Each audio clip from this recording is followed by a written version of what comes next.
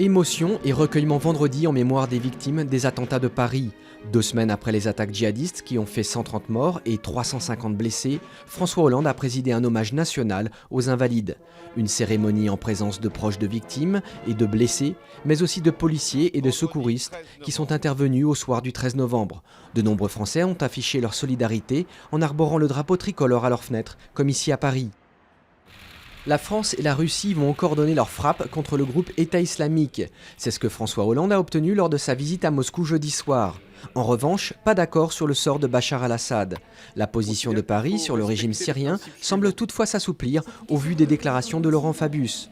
Le ministre français des Affaires étrangères a envisagé pour la première fois que les troupes syriennes puissent être associées à la lutte contre le I.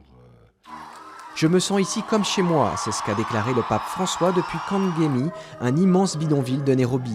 Au dernier jour de sa visite au Kenya, il a dénoncé l'injustice atroce vécue par les habitants de ces périphéries marginalisées et abandonnées au profit de minorités qui concentrent pouvoir et richesse selon lui. Le souverain pontife devrait s'envoler un peu plus tard pour l'Ouganda, deuxième étape de son voyage en Afrique. 42 000 chômeurs de plus en un mois. Le chômage a connu en octobre sa plus forte hausse depuis 2013 pour atteindre 3,59 millions de demandeurs d'emploi sans aucune activité, selon Pôle emploi. Une douche froide pour le gouvernement à 10 jours des élections régionales, alors que l'embellie de septembre laissait espérer une inversion de la courbe du chômage. Mathieu Valbuena accuse Karim Benzema dans l'affaire de la sextape.